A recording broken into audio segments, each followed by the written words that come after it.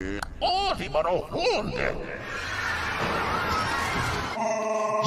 just that Obi-Wan Kenobi flow, so let's get it started then. Every rapper looked at me, cause I fathered all of them. And you can meet your guest star, you don't win a war with him, cause I got the force that leave him stretched out like accordion. Feel like the Mandalorian, headed to the bando, pull up like a Rizian, pretty at the Lando. But if you want these hands, bro, then we can get busy. Then I can grab the Falcon, and you won't see Millennium. See rams on the dark side, you don't even know the threat. Hood life will swallow you whole like you a Boba Fett. When you in a danger field, homie, you get no respect. That's why I keep an empire in the Rolodex. And if they suck first, you know we'll get them back. Cold word, young I may get the strap.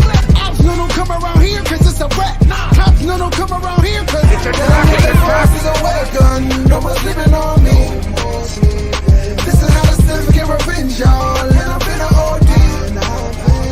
This is not attack of the clones cause I've been OG. Always been OG. And now that the force is awakened, no one's sleeping on me.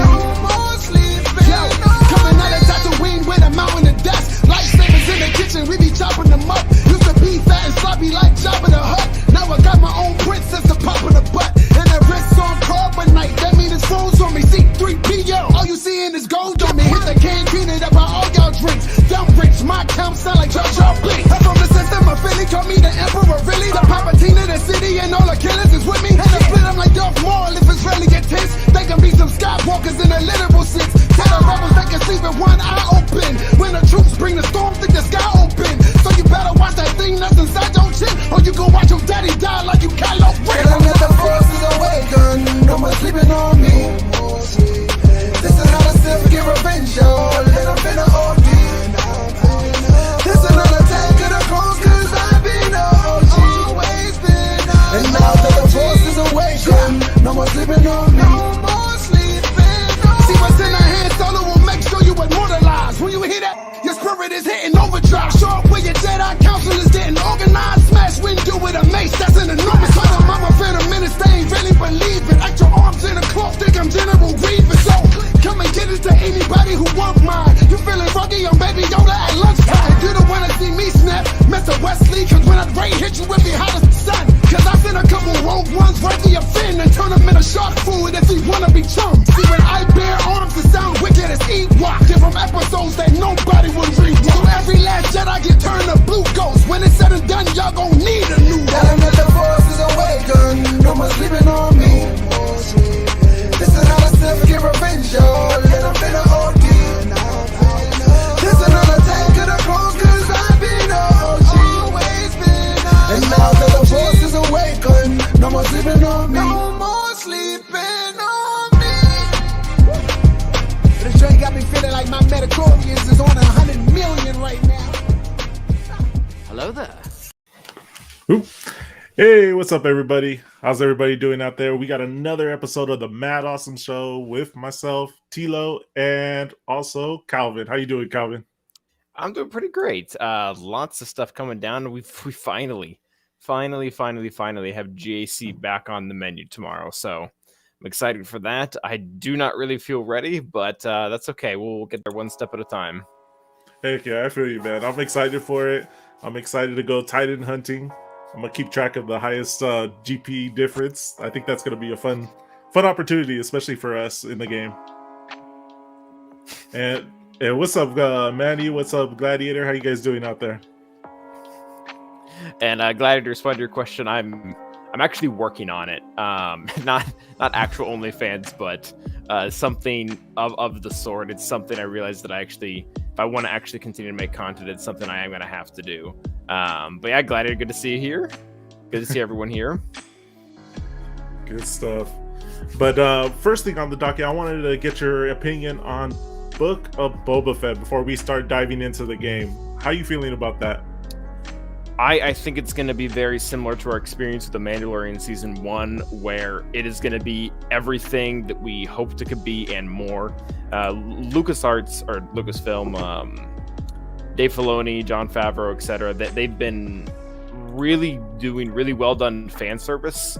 Because I know like a lot of people like to complain about fan service in the sense that it's bad and it's just bad writing and they're just giving us kind of what we want without putting any depth into it. But they've done a really, really, really good job at giving a lot more sophisticated versions of it where it's actually really well built into the story. I think Boba Fett is going to have a ton of that, and I don't know what we're going to build up to, but I can have to imagine that we talked about this a little bit last time, but the current villain for the show doesn't really seem all that threatening. I think he's probably going to be kind of like a General Tarkin type of deal, where he's kind of the front, he's going to be what's in the middle of it, and then by the time we get to the end of the first season, they're going to reveal who the real villain of the show is going to be, and that really excites me, just to get more Star Wars content, and similar to The Mandalorian, more Star Wars content that doesn't revolve around the Force and the Sith and the Jedi. No, I'm right there with you. Anything with Mandalorians in it, you can sign me up. And I think Book of Boba Fett's going to be one of those real special projects that they're actually going to bring out, because I think we're going to actually be able to see what exactly happened after that Sarlacc incident, where he did get eaten by the Sarlacc. I think we kind of see that, where he has those scars in the Bafta tank. You kind of alluded to it, as well as the enemy of the series. I've been hearing that there's going to be multiple enemies. Even that the enemy himself is to actually end up being an ally. So I think stuff like that's going to be interesting. And at the same time, I'm really excited to see the different cameos that we can have as well. Maybe a Bossk, maybe even another clone trooper. I know Rex is out there as well. That would be really interesting interaction between Boba and, say, an old man Rex. Oh yeah, well, that's the whole reason I made this comment back in Mandalorian season 2. So this is a long time ago. This is the whole reason why I think they put those very visibly like huge scars on his face, is because if they were ever to bring in Old Man Rex, it'll always have to be the same actor, and there needs to be something that kind of separates the two of them. And I thought that's originally what that was for. It wasn't just to make him look cool, which it does. But yeah, I think again, this is going to be pretty similar to The Mandalorian, where they'll probably keep it pretty light for the first season, really make it revolve around Boba. Probably quite a bit of stuff about Fennec too, a lot of stuff about what Jabba was doing, and then once we set into the second or third season or whatever, they're really going to kick up, and I could see a boss cameo is not that big of a deal. I think they could easily do that in season 1. Dengar, all those other bounty hunters. They could easily pull that off in the beginning. What would be your top 5 cameos in Book of Boba that you would want to see? Top 5 cameos? Definitely the very top of the list. I would like to see, and this, I guess this can be a twofer. Is it Corrin or Corinth from Legends, who's originally supposed to be kind of the one that takes it over for Jabba? Do you know what I'm talking about? Yeah. Him along with Mara Jade. I think that would be the two of them. Again, I don't think this is not season 1 material. This is a lot to unpack. But I think later down the line, those two, or at least one of them, would be really, really cool. Another character that I would love to see, and I don't think I really want this character to be the main villain, because I think they're really aiming to make Boba Fett an anti-hero rather than just a straight villain. And a straight villain would need a straight hero to be the antagonist. But I would like to see Han Solo at some point. Him and Boba have that huge rivalry that existed for a long time, and part of me would like to see him to be the main antagonist for the series. But at the same time, I think to market Boba as an anti-hero, that doesn't really work, because Han Solo is obviously a hero. I gave you 3. I don't know if I really. I think those are the 2 big ones that I'm really looking forward to. What about you? I think for me, I would love to see Cad Bane in it, just because of their previous history. I know they didn't make it official canon, but they kind of did in Bad Batch. I would like that interaction between them again. We said Bossk. Bossk would be another really cool one, just because it's a mentor to Boba Fett. That actually their relationship kind of went sideways. Is during like Empire Strikes Back, they're not on speaking terms. Like, they're not buddies. They're not working together. They're actually working against each other. I think that would be cool. Well, yeah, because Boba, from the only source material I have for that is non-canon, but I had like the Code of the Bounty Hunter book, and in it, Bossk is essentially this. He's not the best, but he thinks he is, and he still works with the guild. He's apparently Trandoshans have been the leaders of the guild for the longest time, and he's kind of the top of that. And Boba Fett is so good to the point where he doesn't need to depend on the guild. Like he's above it. Like he's like an S-class bounty hunter, and that does generate a lot of issues between the two of them. But it will be interesting to see here now because Boba Fett is moving. I mean, this is very clear in the trailer. He's moving out of the scene of a bounty hunter. He is moving more so into the scene of a crime lord. Yeah, that would be cool. And just the interactions between them, I think, would be fun. Another one for me would be Dengar. I don't know if you're aware of this, but he is in episode 9. Dengar is. He's. Like I was not aware he was in episode 9. He don't even look like Dengar. The guy looks like a complete robotic mush type of guy. So I would like to see if they start that transition all the way in Book of Boba Fett, so where he looks a little bit different from Empire. If he's starting to get more enhancements, almost like a General Grievous, where he's more machine than man. Okay, I just looked up what you're saying. Wow. Okay, did not know that. I don't really know how I feel about that. Like, it's kind of wild. And what's up, Darth Jar Jar? How you doing? Yeah, it's super weird. Okay, but cool. Interesting. And who else would I want to see in there? Honestly, I think I want to see Thrawn in there. Okay, I can take that. Because if Thrawn's going to be the overall villain to the whole Filoni universe, I would love to see him kind of like set up things, maybe on Tatooine. Maybe it's an outpost for him because Tatooine is on the Outer Rim. So maybe it's a staging ground to his attack on the New Republic. And then that's why Boba maybe teams up with Luke, teams up with Mando, so that they can try to take down Bossk or even Ahsoka. I think it'd be interesting. Yeah, I am very curious. I know they're all around the same timeline, but I'm thinking they'll isolate Ahsoka series a little bit more. And my source material for this is really bad. It's just the fact that Ahsoka's what is the logo for her series really seems like a call out to the World Between Worlds. So I'm almost thinking that her series, it will involve Thrawn and Ezra and whatnot, but I think it's almost going to be... Have you seen the Loki series from Marvel? Yeah. I think it's almost going to be similar to that, where it's, even though it's happening at the same time as kind of all of this, it is kind of off on its own thing, doing what it's doing. But we'll see. I definitely do. I do think there will be some good Mando crossover, especially with... for what it looks like, Guardians of the Old Republic Guardians of the New Republic is getting scratched. So it looks like a lot of that story is going to get put into the Mando and this, so there should still be crossover. Yeah. All right, so that's basically Book of Boba Fett. Anything else you want to talk about Book of Boba Fett? No, not really. I mean, I'm excited for it. I mean, we're coming down to the final moments here. What is it? Yeah, under 3 weeks. Under 3 weeks, and especially once the holiday season hits, it's going to go by real fast. Yeah, my bad. My wife was talking to me. She threw me off. Very good. Wives are important too. Yeah, for reals. The next thing I wanted to talk to you about before we get into the game, totally forgot about this till now. Eclipse. How did you see the trailer? And what are your thoughts on it? Yeah, I did. So I'm not.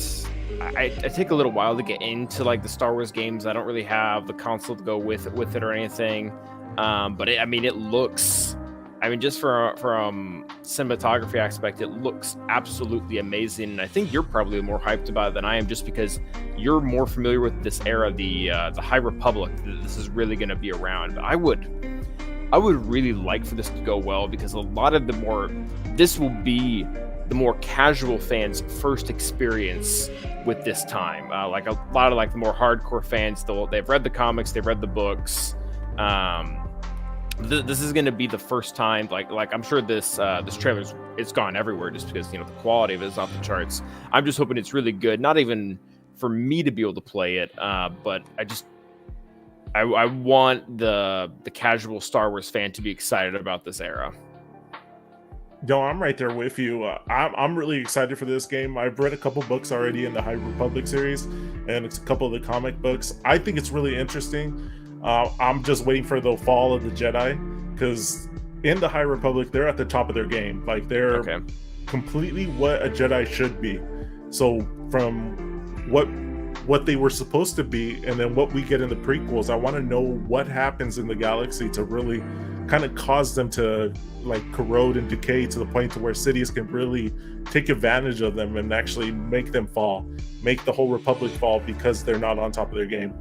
And then hopefully this game kind of answers a couple of stuff. I'm really curious. Like, see right here, they're it looks like they're on Jakku, not Jakku, Jedha. There was a couple Jedha guards in there, and just really interesting. We see Yoda right there as well. Just really, really interesting stuff. I'm excited for it. I do have a question for you, and I asked this because I've been asked by this. The species beating the drum, is that some species that we already know of in the High Republic, or is this completely new for the game? I have no idea what those species are. That was one of the questions I had too. I'm wondering, and it can't be Sith species, so I automatically threw that one out because the Sith haven't returned. I'm not sure. Or maybe it's the Gris. That would be really interesting too. That would be. I feel like they would say that, but I don't know. But it looks like, okay. So one thing that I was thinking about when watching this trailer, maybe I'm completely off my rocker, but we see them attacking what is obviously Trade Federation capital ships, and I'm thinking this is probably a time where the Trade Federation is still working hand in hand with the Republic, and we're actually going to get to see the Neimoidians, or whatever their race is called, on the good side, more or less. I think it's 200 years Gladiator. I think it's supposed to be 200 years before BBY, or maybe a little more, because I think High Republic is 200 years before. Isn't 200 years before BBY? It's 200 years before Phantom Menace. Yeah. Yes, 200 years before Phantom Menace. So this is what, 220? Probably 230 BBY. Yeah. Yes. They you know what? And this is one thing they haven't really specified yet, but I'm thinking that it's very possible that that this might be before the events in the books and in the comic books. Yeah. Mm-hmm. So I'm not completely sure. I'm trying to shut this off. But I'm not completely sure what exactly the time period is going to be, but I'm thinking maybe it's before the books, The Light of the Jedi, which is the part of their series. I think that would be. That's what I was thinking too. I mean, that would work really well, because they've already defined the main antagonists for the High Republic. Are they like some kind of gang or something like that, or some like type of species? It's a gang. So they're called the Nile, and the Nile is it's kind of interesting. They're not like bounty hunters. They're not. They're more pirates than anything. And if you read the book, you kind of see how they become the enemies of the Jedi, and then their leader's really interesting as well. Kind of gives me. I'm trying to give him a good comparison of the leader, but he's not really strong. He is somewhat smart, but his plans are to overthrow the Jedi. That's what he wants to do. He does not like the Jedi at all. He's the main enemy, number one, and it makes for a good villain too, because he's conflicted. He's not completely a bad guy, not completely a good guy. And then there's also a group of villains too, the Drengir. They're like a plant alien species that is completely surrounded by the dark side. They're really, really cool. I'll see if I can pull up a picture to show you guys. Cool. But I'm right there with Gladiator too. From the way they're portrayed in all the books and the comic books, they are a little more Qui-Gon than they are the prequel Jedi.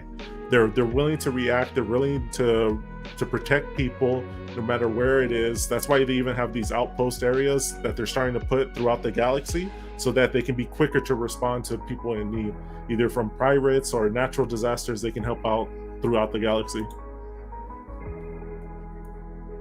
No, that's always kind of what I wanted to see, and you had suggested it to me. It's a Puffle, and I've really enjoyed it. We don't need to spend too much time on this, but I am almost finished with Jedi Lost, the Asajj Dooku book, and even in that, you can very clearly see that there is this hubris of the Jedi, and also the rebellion that gets kind of born out of it.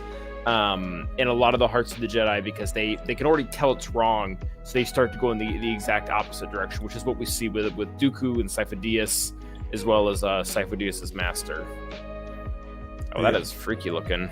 Yeah, these are the Drengir. They are weird. They're like a plant. They have a hive mind. A really cool little enemy that they brought out.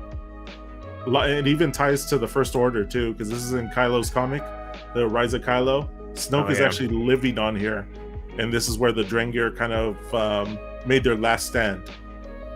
So it's interesting. But yeah, how you enjoyed that Dooku? You say you enjoyed the Dooku Jedi Lost?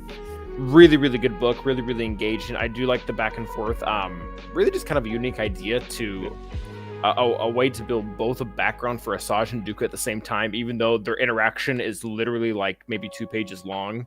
I really liked it. I think the story fits really well. Explains a lot of where Dooku came from. I really did like the and you told me this too, the massive amount of information we get on Sifo Dyas, because he was always such, for the longest time, for anyone who watched the prequel trilogy a lot, he was a character that his name was very, very important. We knew nothing about him. Like there were so many theories for the longest time that Sifo Dyas wasn't even a real person, that it was just like an alias for Dooku, or that Sifo Dyas was actually Qui-Gon. There were a lot of really nut stuff, and this really kind of explains who he is. That's been one of my favorite things about it. The Asajj details have been good, but really seeing Dooku and Yoda in it, I'm not really a big Harry Potter fan at all, but reading the book gives super like Voldemort Dumbledore vibes between Yoda and Dooku. Yeah, no, a lot of people say, I haven't read the books themselves. It seems so much like Hogwarts. But everybody that reads it says it's like that. It's funny how he brought it up too. Have you read? Wait, have you not read them? No, not the Harry Potter. Oh, Harry Potter. Okay, sorry. Yeah, no, I read the books, but the Dooku Jedi Lost, but not those. Have you read Master and Apprentice yet, or no? Not yet. I think I'm in the last hour audio section of Jedi Lost, and then I'll probably move on to that one. Oh, see, that's perfect too. The way they released it was funny too. They released Master and Apprentice first, and then Dooku Jedi Lost. I'm a little jealous of you that you actually got to read Dooku Jedi Lost first, and then Master and Apprentice, because I think it flows a lot better than the way they released it. Well, I've got everything all out of whack, because the first book with Asajj that I read was Dark Disciple, which happens after everything. Yeah. Yes. That one, you said Dark Disciple? Yeah. That one really doesn't really tie into their series. That's more Quinlan Voss. It's more Quinlan Voss, yeah. Yeah. That's an awesome book though. That's up there. If you have it, and this is one of my recommendations for pretty much everybody in the chat too, read Lords of the Sith. If you like yourself some Palpatine and some good Vader action, you get a lot of it in Lords of the Sith. And then you also get a little bit of Hera, a little bit of Cham Syndulla too. Mainly Cham Syndulla. Hera's mainly mentioned in there, but it's Cham Syndulla going against Palpatine and Lord Vader. It is an awesome, like, slept-on book in the new Disney canon. That is really weird. Yeah, that one's good. And then another one that people sleep on too is Lost Stars. Okay. Lost Stars is probably maybe my top 3 books of the new Jedi canon. And that one's a little bit like it's almost like a Romeo and Juliet story. Well, even Dark Disciple is kind of like that. Yeah, Dark Disciple's a little bit like that, but this one's cool because the main premise is 2 people. They grow up on the planet. They have a relationship. They both go into the Empire. One of them actually defects from the Empire and goes to the Rebels. So you're going through the events of the OG trilogy through their perspective, and then at the same time you see how their stories line up with everything else, and then they come together. It's a really, really good story. Gladiator says, video idea, best Star Wars books read in order in general for each era. Oh, that's tough. That's a long video. That's also a long conversation. But yeah. That's good stuff right there. But I'm excited for the game. We got on a little tangent, but I'm excited for Eclipse. I think it's going to be interesting. But all right. Next thing, the main thing we wanted to talk about was GAC and SWGOH. So how are you feeling about SWGOH and the state of the game right now? So this change, it's a lot to unpack. This is exactly how the game should have honestly been, maybe up until 2 or 3 years ago. Putting the most valuable resources in the game behind Squad Arena that had numerous problems. There was a lot of luck involved in it. If you got into a group where there were just too many people in it and they had to create a shard chat and you didn't get to be a part of it, you were essentially just cut out of the most valuable resource in the game purely out of bad luck. I don't think it really represents very well the collection fact of the game. You don't need a wide roster or a wide set of mods or a lot of factions. You just needed one. I don't think that accurately represented the game. I didn't like the fact that the time in it as well. Every single game mode except Squad Arena you can do within a 25-hour period or more. Like Conquest has 2 weeks, GAC is at least 24 hours, TB is 36. That it's really just not. I would even go as far as to say it's not family friendly. To if you want the most valuable resource in the game, you have to be on your phone for an hour and a half straight. Otherwise, you can't get it. I really didn't like that. So I think moving the crystal income number 1 to GAC is by far the best thing. That should have happened a long time ago.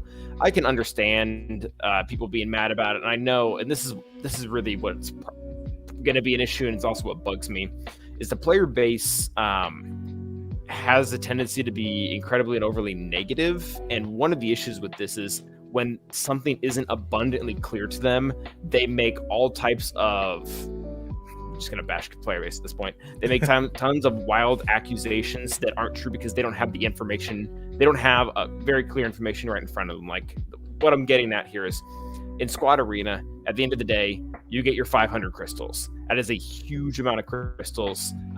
It's a lot. You can see it right in front of you. There's no argument. Like, 500 is a lot. Now, because I'm in a guild where there's a lot of really, really big rosters, like 7 million, 8 million, 9 million, and a lot of them are complaining right now that they lost all their crystals, and they're going to make more.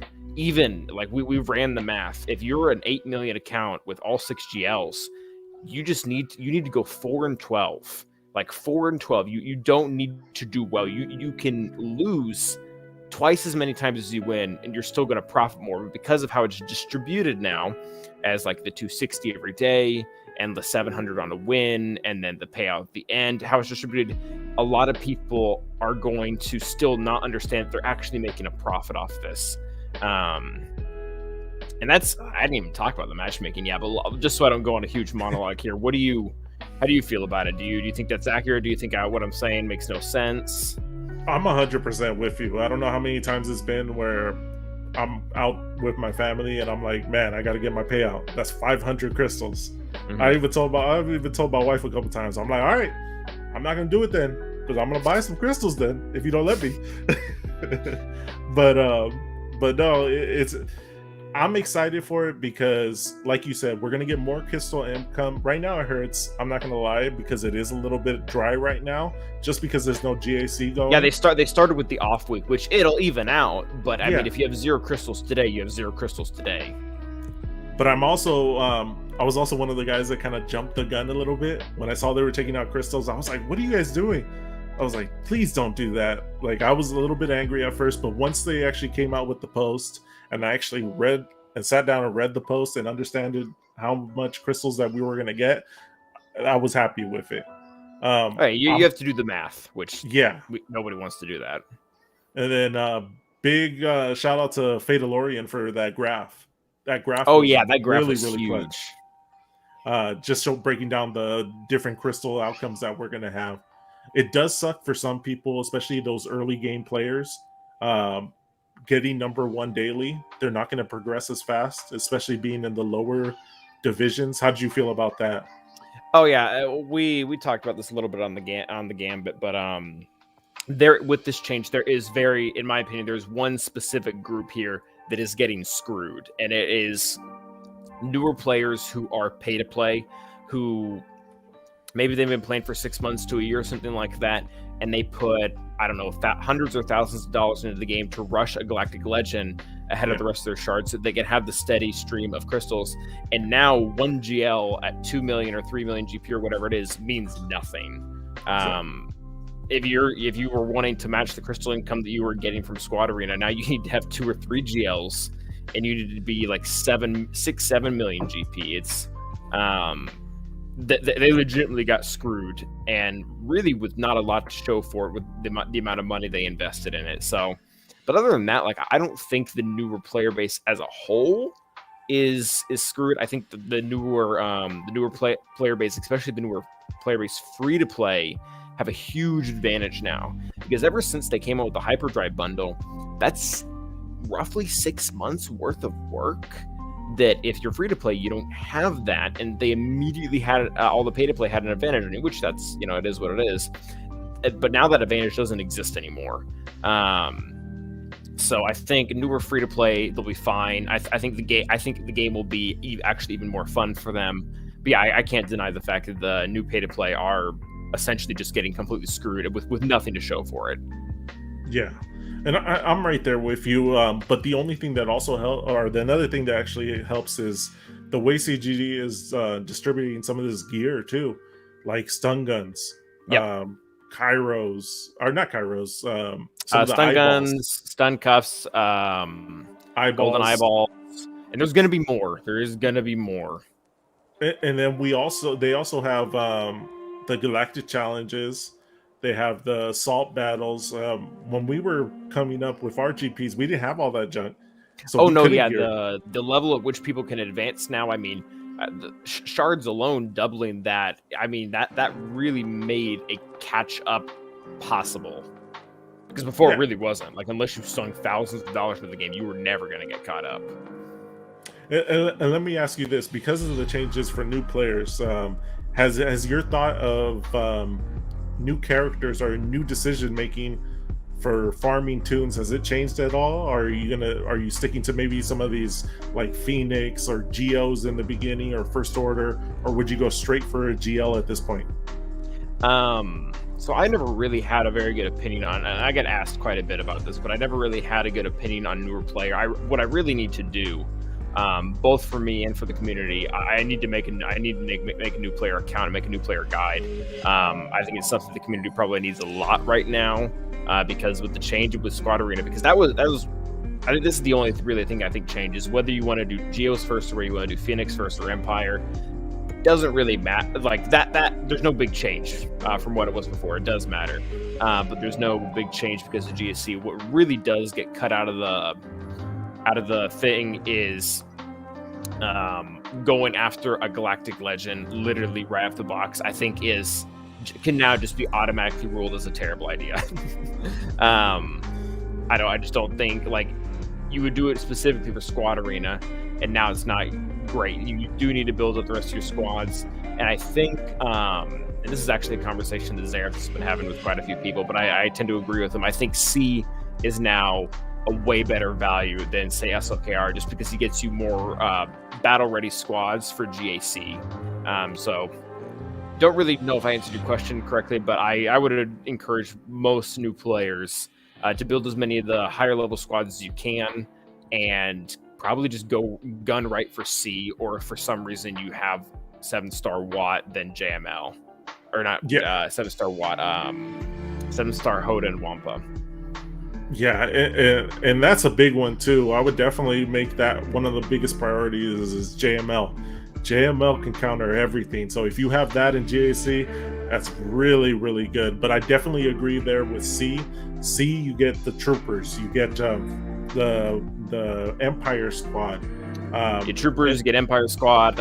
If he's your first GL, that Z Maul squad for us it's pretty crappy, but at that point it's actually a really good squad.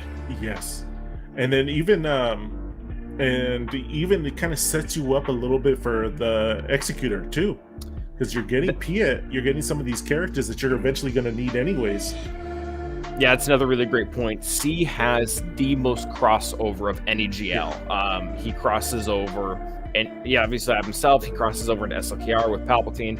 He crosses over into Lord Vader with multiple characters, Dooku, Grand Moff Tarkin, and then he crosses into Executor with both Piet and Vader and TIE Bomber. So about over 1/3 of his requirements are requirements for other things as well. So yeah, I like if you had to ask me which one is better, JML or C, I would say JML. But again, the price for JML is too high for an early game player. Exactly. Getting Hoda and Wampa,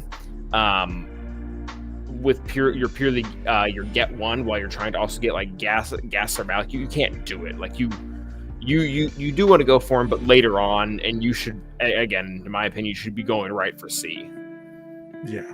I'm saying C, Rey, and JML, and you're good. If you can get JMK, but especially in the early game, it's probably not going to happen. But those three would be the ones. You can cover all your bases with all the other GLs. You got some solid defensive options and some offensive options. I think those three are the main core for GL's options in the beginning. I actually don't like Rey at all. Don't like Rey? Rey is so good. I do not like Rey at all. She's an amazing character. But when compared now to all the other 5 Galactic Legends requirements, it's really, really bad, especially with Houndstooth being stolen, and like I don't think the Raddus can beat any modern fleet. Like she's cleanup. Rose's whatchamacallit, her Omicron is arguably worthless, and you're either gonna have to use Rey with some other faction that you have to build up, and then you're going to use JTR, or you're going to use Rey and JTR and have a Finn team. So you're getting like 1.5 squads out of it. She's great. Like Rey is an absolutely fantastic GL. Arguably, if you're looking at standalone viability, she's arguably the first or second best GL, but her requirements are it does not set you up for success. Okay. For Rey versus SLKR, because yours was probably SLKR, right? Yeah. So who has a better second overall team than Rey or SLKR? I think it's Rey, to be honest. If you pit them against each other, ship-wise, SLKR has it all day. Ship data does have it because he can successfully beat the Millennium Falcon with no other stealing of ships or anything like that. I do think the Rex overall for SLKR is better, almost purely because of the Xylo. Because I would put that's true too. I would put the secondary team for Rey and for SLKR on the same exact level. Like if you just like, let's say you use the Galactic Legend to solo something like Rey and SLKR, they can both solo a multitude of things. And if you were to put like JTR Bros versus Crew, Hux, Lobster, depending on the mods or whoever's attacking is who's going to win. I would put them at fairly equal strength, but the thing that really wins it over, yes, the ship, Hux's ship is significantly better, but also Xylo. Xylo is infinitely, like, very, very useful, especially in the beginning of the game. He can do a lot of stuff. He's almost like a baby Ness too. I totally forgot about OG Kylo. That's crazy. Yeah, he's because SLKR's Rex are actually, if you compare them like all 6 on the board, he's second worst. Yeah, that's true. The only thing I was saying too is I think OG Finn lead is better than, say, a Phasma lead. Now with the Omicron, it's a little bit different, but I wouldn't even put the Omicron on her. Yeah, because it's for TW. Yeah, that's another thing too. If you're 3 or 4 million GP and you went after SLKR first, then I would say do it. Like, number one, you're not going to have options. You're not going to have a lot of other options at that GP, and also you have the squad fully relicked. It's a pain in the butt, because for us, people at our level, we would just say, oh, just use CLS on it. Well, you ask a 3-4 million GP guy to use CLS on something, it's like, that's my second best team. It might be a gear 10 or gear 11. Ain't no way it's going to get past that.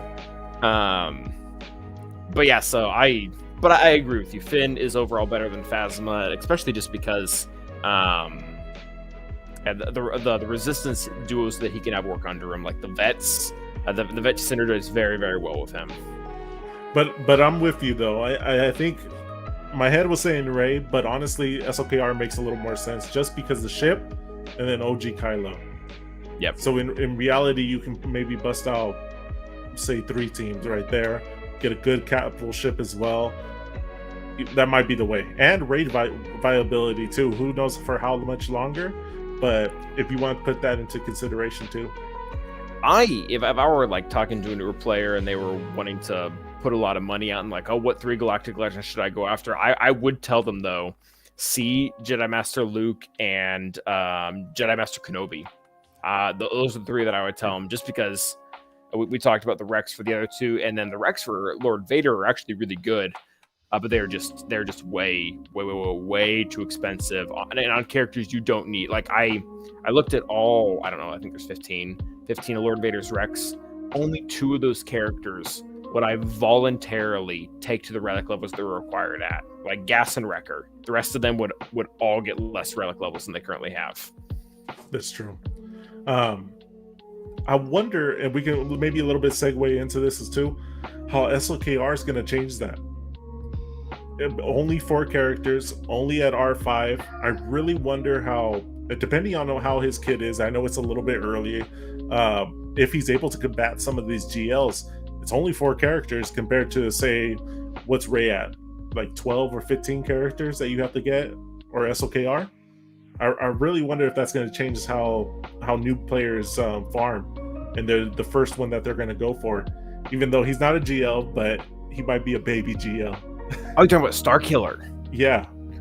Oh, what did I say? Did I say something else? I think you might have said SLKR, but I understand what you said now. Yeah, no, that's a really good point. Cubs actually mentioned that. Other people mentioned it, but Cubs mentioned it recently. It is a really good point, because he they won't flat out say it, but he is a GAC Galactic Legend. Like that is what he is. He's going to be able to. I'm guessing he would lose every single time if you're going to use a Galactic Legend against him. But I think on offense, he will be able to challenge. If I'm going to make a guesstimation here, I would say 3 of the 6. I would say that he will be able to challenge 3 of the 6 current GLs that we have in the game. That's spicy right there. I'm guessing. Obviously I'm not a tester. I have no prior knowledge to this, but yeah, it is interesting. The only possible drawback for a newer player, and I guess if you're a spender, this doesn't matter, but Kairos. All 4 of the characters, someone did the math on them, but I think it's well over 2,000. It's 2,000 Kairos. But that sounds worth it. It's like Bad Batch, though, to be honest. It is. It's a little bit more than Bad Batch, because I think was Bad Batch at like 1,200 or 1,600 around there. Yeah, it's around 1,600 or something like that. Yeah. But you said 2 that he wouldn't counter. I'm thinking maybe JMK and Vader. What are the 2 that you're thinking of? I think JMK, Vader, and I think as well. I think he's good. He'd probably be able to do it, but it'll be really rough. But I think he'll have pretty big issues countering Rey. You would have to time the damage immunity just right for the whirlwinds. And I don't think he's going to have enough DPS to one-shot characters and bypass their damage immunity. I think he's going to kind of get screwed. I don't think he's going to be that great versus Rey. I think he'll probably be able to. He'll wreck SLKR. The team pretty much has a way to get crit immunity the entire time, so that really hampers him. And the team does not revolve around turn meter, so Hux isn't really that big of an issue. I think they'll be fine there. I think they'll also do a really, really good job at destroying the JML team, because there's a lot of AoEs and there's a lot of ways to bypass taunt with like Merciless Massacre. So I think you'll have a pretty good shot at killing the other Jedi and then just leaving Jedi Master Luke there, so he'll be kind of useless. And I think C will probably be beatable as well. Don't really have a reason for that yet, but I'm just guessing. But yeah, I think he will probably be able to challenge those 3. That's a good point right there. I'm right there with you too. I think those are the ones that he's going to have trouble with. I really wasn't thinking about Rey, but that makes perfectly good sense too. About the damage immunity in the whirlwinds. Huh. Yeah, and if you can time it right, you could probably. I feel like it would be very similar to the current gas counter to Rey. it's all about timing, and if you screw up the timing, you lose. If you get it right, you win. Yeah, I could definitely see that. So I'm excited for him though. He's the bootleg GL. I think it's gonna be interesting. No, I'm very excited for him too, and I'm almost kind of glad that I'm not going to be able to get him for forever because I have so much to gear right now, man. With the changes coming through, oh man, I am so not ready for 22 teams. Oh, you're struggling with the 22 teams? Oh yeah, big time. Yeah, I'm right there with you. I put the Zeta on Maul just to give me another option. Oh, Zal. Yeah. Just to give me another option for offense or defense depending on the matchup, but it's funny how the just going up 2 teams will make you do stuff like that. It's gonna be good though. I'm excited for it. Oh no, I'm pumped. I have my teams lined up. I don't know if you want to segue into this or if you want to talk more about like Starkiller or something or more about Starkiller or something, but I'm pretty sure No, I was to say the only thing I was gonna say is let me know in chat. I told Calvin this, but Calvin looks like Starkiller. I don't know if it's me or if you guys see it too, but I've been told be an that awesome cosplay. one time before. What is the actor? Is it Sam Whitworth? Whitworth. Yeah, that guy knows his Star Wars stuff. Oh my goodness! If you guys ever he's a really big fan, and he's actually apparently like really good friends with Dave Filoni. Like it's really he's a really cool guy. I think it was the Schmodown. They had a trivia. He actually won the trivia against guys that cover Star Wars. Like this guy knows deep lore. Really interesting that he got the role for it too. And Starkiller, Maul, Palpatine. His Palpatine voice is awesome too. He's done a lot of different voices for the Clone Wars. Oh yeah, and he has a lot of. I mean, he has connections now. Like again, like no shade on his talent or anything like that. Like he's definitely got a lot of talent. He's definitely a real Star Wars fan. But once he got his in, I think that really helped. And honestly, that's one of the reasons why I'm thinking that he legitimately will be brought in to canon into a TV series at some point, just because he loves it so much, and there's really no reason for him not to. And he's more chiseled than I am. If I were a little bit more, I do see it though, like his eyebrows. Yeah. Eyebrows, his nose shape. Yeah, there are some similarities there. He's more of a butt chin than I do, I think, though. Until you pulled up a picture, you're all comparing. That's awesome. No, but I'm excited. I really hope they sneak him into the Obi-Wan Kenobi series. That would be really cool. And I wonder if this is maybe kind of a setup that maybe Star Wars told SWGOH that they had to kind of put Star Wars in the game, kind of get the community kind of prepared for it. That would be awesome. I would blow my lid on that one. Well, they can even do that with Mara Jade as well. Like I said, like that's the cameo that I would like to see in the Boba Fett series. Is because we know that once Palpatine dies, what's her face? Mara Jade, she goes into being a scoundrel. She goes into kind of that scene. So it would be really wild that they were able to do it. And also I'm sure like some really like big YouTuber, like not SWGH, but some big like Star Wars theory or something like that. We like guys, once Starkiller and Mara Jade or whoever get canonized, they'll be like, guys, Darth Talon is going to be coming. Like we've already got 2. Like Darth Talon's going to be in canon somewhere. I hope so, because if that means we get Darth Krayt, and he's one of my favorite Sith of all time. I was wanting him to be the 4th character. Me too. Like, once we had Kyle, Dash, and Mar confirmed, I was trying to think, because I don't know Legends that much, but I was trying to think like who else was alive around this timeline that could fit in and that is Dark Side, and I landed on him, and I'm like, he could really work. Looking back on it now, though, he is too powerful to be a marquee character. I think they did much better by choosing Talon over him. Like he's a bigger deal. He could be the next. I don't know if people would like it as much. Starkiller is much more well known. Yeah. But he could be the character you have to get. If that makes sense. But his design is just awesome. His backstory is awesome. It's very cool. The spanning from the Clone Wars fighting Obi-Wan, losing his hand, becoming a bounty hunter, turning into a Sith, and then changing the Sith order to like almost like a mirror of what the Jedi were, but for the Sith. Yeah, he tried to I would say try because he actually did it. He essentially did away with the Darth Bane, which and they were pissed too. They let them know too. I mean, it didn't work, so yeah. Well, but and that's one of my biggest regrets of Disney buying Star Wars. We'll never get the finish of the story, especially with the cliffhanger of what happens at the end of Legacy. That's something that I've always wanted.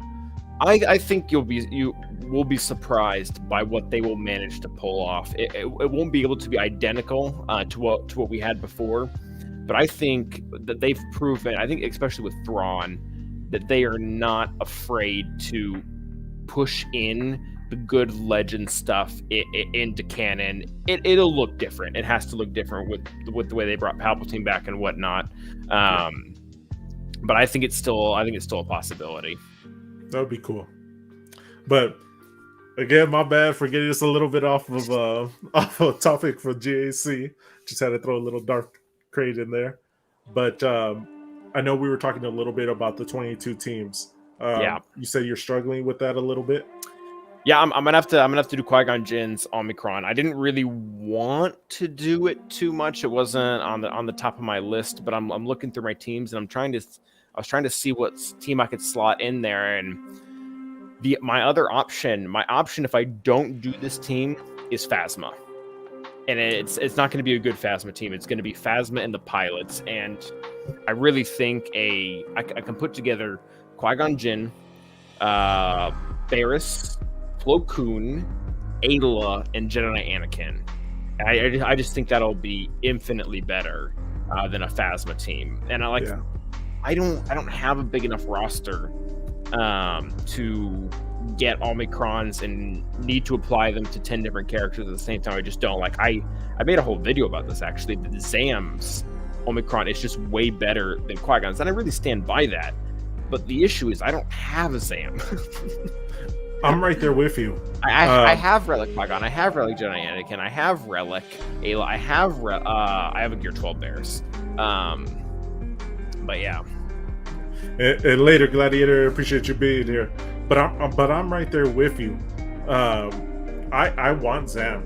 Zam's going to give me a lot more flexibility with my bounty hunters. I'm going to be able to take off some speed from these guys, and at the same time perform even better speed-wise than I was before. That's awesome. And then that's not even including the offense and everything else that she's going to give them. But I just don't have her geared up. I'm not going for Lord Vader at the moment, and there's no reason for me to gear up. I have too much to gear up right now. Like I'm stuck on freaking Krennic trying to get C right now. I'm stuck on Ezra. I'm 2 pieces away. But Ezra's one of the characters that I'm actually bringing up because of the Omicron on Qui-Gon. I'm gonna have 4 legitimate squads. I kind of broke these down already. I know you talked about a little bit about the team that you're going to be running. I'm going to be running Qui-Gon.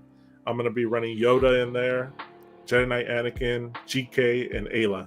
Those are the ones you're going all out. And I'm telling you, this team, even though it doesn't have Cam, and with Cam, this is going to be really, really nasty. But Cam is just too much more valuable for JMK and JML. A lot of flexibility there. I don't think Cam is necessary. Yes, with that's what Qui-Gon. The big argument that people have been using, and it's kind of valid, is that he gives 30 extra speed, and that 30 extra speed gets converted into 900 offense. Like you put him on the team, it's 900 offense. Jedi Anakin, once Qui-Gon dies, is going to have 60k offense. Like 900 doesn't matter. And that's if you don't have foresight too. Yeah, it is like blown astronomically out of the water. Like you don't need 900 offense on that team, and that's really what he brings. He's obviously a great damage dealer, but I had to make this decision. I was either going to be able to get them Cam or Jedi Anakin, and I'm going for Jedi Anakin. And not just because, like you said, Cam is really good in the other squads, but I think Jin and Anakin is better than Cam in the Qui-Gon, just for the fact that he gets ticked off. And if he has his AoE, anything under geared is instantly dead, like gone. And I wrote this comment in Xerath's video, his comparison, because I completely agree with him. I said for me, like we were talking about, it's better for my roster, but at the same time, I think people are viewing it a little bit wrong. It's not going to be a crazy. It's not going to be as good as people are thinking it is. There's going to be a lot of disappointment. It's not going to be a gangbuster defense where it's not going to be a GL killer. I've seen a lot of people talk about being a GL killer. It's not going to kill GLs. No, and then it's not going to. You put it in the front wall, and it's just going to hold and stop them from going in the back zone. It's not going to be like that. You take out Qui-Gon in the first battle. It'll never hold. Yeah, I mean, I don't know how to word that actually. How do you word that? Like, it's. You know what I'm saying? Though, like, it's not going to be the node will stone hold, but the wall will never hold. Yes. Oh, that's the way I want to say it. A wall will never hold because of Qui-Gon Jinn. Never. Exactly, and that's what I said in the comment under there too. I said it's going to be not a gimmick team, but it's going to be a team that I'm going to use to make decisions in that my back zone. What are you going to take it out with? Do you have enough to take out Qui-Gon off the initial battle? If even you could take it out the one battle. But the thing is, that team is just going to be a great team for stripping banners and a possible one hold. And that's the way I'm viewing it. I'm not trying to get my expectations on the team super high, because it's not going to perform like that. And that's one of the reasons why I'm thinking, and you're putting GK in there, so that's different. Yeah. But for me, I'm legitimately, actually you could probably do this too. I'm legitimately thinking of trying to make Qui-Gon fast, obviously, so he is able to transfer offense to their characters, but mostly for survivability. If I can, defense, sense, and protection primaries all day, because what you really don't want, and what a lot of people are going to be able to do to you, is they're going to bring in some junk team, like a Phasma team or a Zal team, or like a Rolo team or something like that. They're going to kill Qui-Gon Jinn. And some people are calling him that, so you're my good. My wife's over here laughing at me. You kill Qui-Gon Jinn, and then you bring in another junk squad, like again Rolo or like Wigs or something like that, and you clean up the rest of the squad. Like you can Qui-Gon Jinn. If you don't, I think your GK variant is different though. I think it'll be a lot harder to kill him that way. Actually, I might be able to do that as well. Anyways, If you leave Qui-Gon Jinn super flimsy and out in the open, the squad is going to get beat by 2 D squads. I don't know about that, because they start with Foresight. But once it's gone. Like one hit, and it's not there anymore. I legitimately think a Rolo squad would be able. They'll get slaughtered afterwards, but I think they'll be able to kill with just Qui-Gon. Maybe I'm viewing it a little wrong, because I put 300 speed on him, my Qui-Gon. Yep, he's gonna be fast, and then Yoda's over 300 now. So now I'm with you. I got a fast Yoda. This is the first time I've ever done that. And then those 2 are gonna be my speed characters. The rest of them I'm gonna leave a little bit similar to what they were. I think Wolf with the party raid. I appreciate it, Wolf. We're talking a little bit about Qui-Gon. I think my Anakin's at like around 250 range. He's got his offense set still on him. He's got some decent speed. I loaded up my Qui-Gon with some offense and speed, just so I want you to kill him. I want you to take him out. That does throw a wrinkle if what you say is true. If maybe they can take it out with Phasma, because then I'm going to be a little bit sad. But, I don't know if they will be able to with GK in there. I think definitely my variant. I think my variant will be easily killed by Phasma. Yeah, because you use one AoE, take down all the Foresight, and then you just hit. Like Qui-Gon is a really, really stinking squishy character. He's not hard to kill. So they'll kill him, they'll get wiped out, and then they'll bring in some other junk squad like Rolo and kill the rest of the team. Because once that leadership is gone, that squad isn't killing anything. Yeah, I'm just interested to see how it performs. I wanted GK in there after initial Qui-Gon death, just so that he can allow Anakin to take a turn and maybe even Yoda to take a turn. And Ayla is another sleeper in there. That call to assist with the 50% increase with their stats, that's going to be really, really nasty as well. But that's why I have GAK in there. But I'm hopefully maybe that changes things, that it doesn't get attacked by something weaker. Now you got me scared a little bit. No, but I'll probably do this if I ever see an opportunity where I need to use my JMK to mirror, and I know that I can just take in Mason to eat the Annihilate. I'll definitely leave GK on that team, because not only does he have a taunt or whatever that makes it hard to get around, but he also gives Qui-Gon Jinn crit immunity. So I don't think they'll be easily able to roll or Phasma and kill your Qui-Gon. But I changed actually my money on my GK team, my JMK team, because of putting GK in there. I made my cat actually really just dumb fast. She's around 370 something, so I can do the R2 variant. Yep. Okay, that's good idea. And I've been testing it in Arena, and it's just been it's better banners. It's pretty easy. The only thing that it's relying on is you being faster. That's the only scary part. But yeah, I think it's gonna be interesting. I can't wait to see Qui-Gon actually on defense. It's gonna be fun. I'm maybe we'll see how this plays out, but I'm interested a little bit of how he'll do on offense, because again, if banners mean a lot less than they did beforehand. It's true. And if everyone kind of gets this idea that I can kill this with Rolo and Phasma, then it's really not that great. But I don't know, like, you're going to be able to kill a ton of stuff on offense with it, like a ton of stuff. Granted, it'll be bad banners because Qui-Gon will die, but who cares? It gives me little vibes of GG on offense. It's going to be bad stuff. It's a Qui-Gon Jinn nuke team. Yeah, that's basically what it is. Any teams you're thinking that maybe can do a one shot? And appreciate the sub. Bad Batch? I ran through even like the best comp possible. Bad Batch should still absolutely wreck it. Like there's no reason why they shouldn't. That's a lie actually. The only comp that I think will be able to successfully stop it would be if you put a full 25 speed set on Plo Koon to go in the beginning and give everyone turn meter. That's true.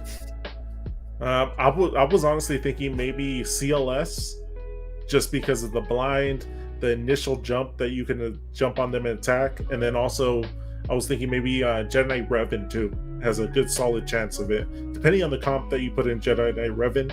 Say you put in your you guys have a really good Jolee, a Jolee, and a JKL too, because if you have JKL, you could stun the entire team, especially Anakin. You can kill Qui-Gon right off the jump. And then Anakin gets out of stun because of the bonus turn, and then you still have time to kind of chew these other characters down, and then you focus on Anakin. And that's why I really think GK, your idea of GK in there is going to be more problematic than not, because most squads you're going to kill Qui-Gon Jinn and then just go after Jedi Anakin, like you stun Jedi Anakin or whatever, they just kill him, like, and then literally there's nothing the squad can do. But if you have GK in there and you have to go through Qui-Gon and then GK, and that becomes much more problematic, much quicker. And that was my thinking too. I want GK in there not for the initial part of the battle, but after Qui-Gon dies, just so that they can ensure that they get at least one turn. That's either a Yoda or that's either a Jedi Knight Anakin. I really do think both are good, because I mean he's going to be taunting, and you're not going to be able to kill him. and then both Yoda and GK both give foresight too. Yeah, that's true. Bad Batch, they should walk. It doesn't matter what comp you use, Bad Batch should still walk over it. Because like I was talking about this with Gladiator in the server, but he's like, I'll just get my Grandmaster Yoda up to 360 speed. I'll throw Cam in there, and then I'll have like a 420 Grandmaster Yoda. He'll go way before anyone's Echo. And my response to that was like, what's he gonna do? He's gonna spread foresight. Your Echo's gonna get a turn. He's going to rip it off, and you're going to die. Like, Yoda getting one turn right in the beginning does not stop Bad Batch.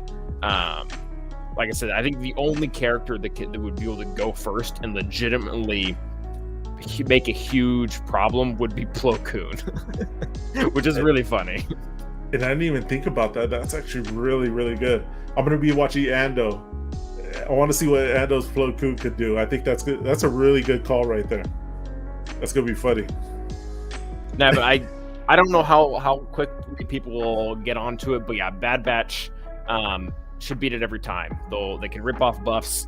They can put undispellable buff immunity onto GK so we can't cleanse it. They can stun Anakin. They have Foresight to take his big AoE. It's a hard counter. Yeah. No, it's gonna be fun. Any other teams maybe you're putting on defense that you normally wouldn't, or anything that you had to kind of create really fast to kind of fill out those 22? So Qui-Gon was the last team added. The other team added before that is actually going to be Dash, and the team is not ready. The team is not ready at all. I have a Gear 11 Dash. I do have the Omicron, so that's pretty cool. But I have like a Kira. I think Kira and Young Lander are both Gear 10. Bandar Chewie isn't even 7 stars, and then L3 is Relict. But arguably the most useless relic of that team, because Vander's just going to keep reviving her. So yeah, that's a new team, and then the rest of them are really just teams that are getting pulled off the bench, like Night Sisters. Yeah. I'm trying to think for me. I'll save it for after. I want to know all your upgrades that you did in these 3 weeks, and I got a couple of those. I think I want to share with you. I think I got one in particular that you're really gonna like. Nest. Yep. I finally broke it. I got an R5 Nest. I'm really excited. I'm gonna see. I don't think I'm gonna have solo potential with her, especially where we're at, but a lot of fun creations that I can actually put on defense, put on offense with her. I think that's gonna be good. Anything else? I'm really debating. I'm probably going to do this either tonight or tomorrow. Is maybe Zeta Finn, OG Finn. I think that's a team that I'm actually going to be putting out either for offense or defense. I talked a little bit earlier with you with Zeta Maul too, OG Maul. Yep, that's a team that I'm probably going to be running maybe for a cleanup for offense. I'm trying to think about anything else. I do want to answer Chippy's question here in the comments real quick. What do we think about the Maul Mando team? So this is a team that I'm technically adding this 5v5. This team is absolutely nuts. I don't know how to say it, but this is the team, I think the best team that has come out in the game since Gas, excluding the Galactic Legends. Like, absolutely bonkers. I was playing around with them today in Squad Arena, which is now sandbox mode, and I am beating Relic 7 C's with my only damage dealers being Maul and an R3 Canderous. It is so freaking good. Chippy, to beat Gas, you need to have BAM in the team. That's where it gets really expensive, because if you don't have the damage immunity set on a character that keeps taunting, you're kind of hosed. So yeah, the best comp to beat BAM would be Maul, Watt. See if I can remember this. Maul, Watt, BAM, Canderous, Bow, and Canderous. You ideally want them 5. You can leave armor out for that one. Yeah, that one's expensive. But it can beat it. And eventually, right now, I personally can't split Maul. I can't split Maul and BAM. I have to split them. Like, I need those 2 teams to hit 22 teams. But as the game progresses and I get more Galactic Legends, as I get more teams, as I get maybe Star Killer one day, I will be able to put them on the same team.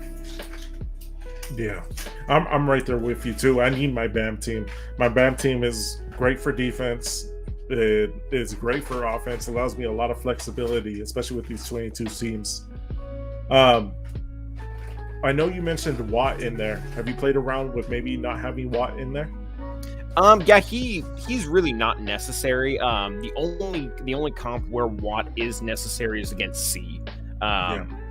You absolutely, if you can't go before C and kill him, then he will keep regenerating protection.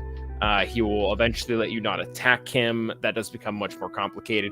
But against the rest of the teams, Grievous, Gas, Darth Revan, he is not necessary. He's helpful in most of those fights, but he's really not necessary in any fight except specifically against C.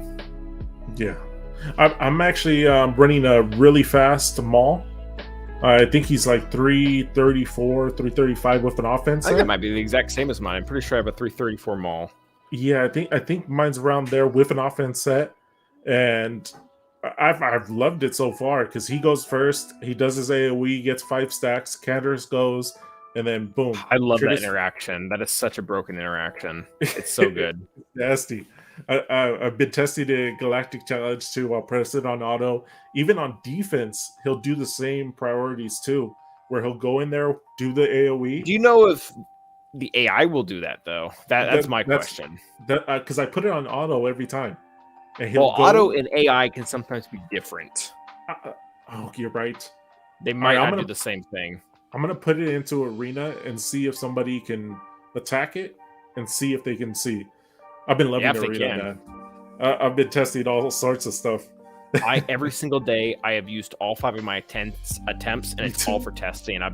It's all my GL counters: Maul versus C, Jedi Knight Luke versus SOKR, Gas and Mara Jade versus Rey. That's all it's been. It's been great. Yeah, I've been doing the same thing. I'm even guilty of doing a refresh, even though I probably shouldn't. It's testing, man. But it's been fun, man. I go in the chat. I'm like, hey, can someone put this down? Can someone put this down? I even been messing around with Lord Vader and JMK. JMK without Cat, you could take out Lord Vader. It's a fun little team. It's JMK. Oh yeah. Shakti, Cam will do it. Huh? Yeah, Cam and Padme will do it apparently. Yeah, like you don't need Cat. I did it with Padme, and then the one I liked better though was with JMK, Ahsoka, Shakti, Cam, and then Mace. Okay, I believe it. And I'm like, if I can do that, put Ahsoka with Rey, I'm cool. I'm excited for that for defense too. And it works especially well if Thrawn is on the team. You could do it without Thrawn, but if Thrawn's on the team, the fracture onto Mace will even slow him down. I have absolutely no speed on my Mace whatsoever, too, so it works perfectly. He's almost always on the entire fight under damage immunity. Yeah, that's good stuff. But all right, so we talked a little bit about the teams. Are you gonna change your priorities when it comes to GACs? Are you changing up your play style? Are you going for different things in there that you normally wouldn't do in previous GACs? Yeah, so this isn't going to change a lot, and this will probably only change in the very beginning, but there were a lot of fights. I always kind of aimed for the leaderboard, not just to win the fight, but I wanted to end up like top 10 or something like that. So a lot of times what I would do, and particularly on an opponent that would constantly switch up their defense, is I would just kind of go full offense, just to make sure guarantee the full clear. There are going to be some matches where I'm just not going to do that. Like if I know now that if I put this on defense, I will be able to full clear him unless he puts, white team on defense. But if he puts white team on defense, he's not going to get through my defense. I'm going to take it. Like if I know that I have my best shot at winning is neither of us full clearing, I'll take it. That is something I never would have done beforehand. I always would have gone for the more riskier move of wanting to full clear. Now I don't really care as much. The issue with that, and I think is going to happen for us as we progress, Tilo, I'm guessing we're going to win a little bit more in the beginning. Maybe that's just pride talking. No, I'm right there with you, though. I think this first season, we're going to see a lot of similar shades that we did the last season, where we're going to get a lot of similar matchups. Yes, there's going to be chances of getting those outliers, but I think the initial thing, especially with the skill matchmaking, we're going to get around the same matchups as we did last season. I think that the GAC, not this one, but the next one, is where we're going to see some big jumps and some big GP differentials. And when we get there, when we get to those big GP jumps, assuming we do, I think that I'm going to have to lean back more towards an efficiency type of thing, because at a certain point we're going to be going up against rosters that, regardless of how we do it, they're going to full clear us. Like if we have 4 Galactic Legends, which I think is, do you have 4 or 5 right now? I have 5. Oh dang, dude, you're going to crush me.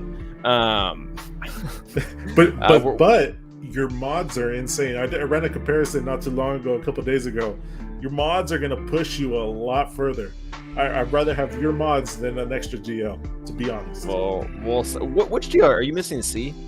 I'm missing Lord Vader. Oh, you're missing Lord. Oh, okay. Yeah, that's a hard pill to swallow. But no, yeah. So I think efficiency for me, and probably for you as well, is going to end up being more important, because eventually we're going to get people who have a roster advantage where they will full clear us no matter what. So trying to bank on a heavy defense is only going to hurt us, because they're going to full clear no matter what.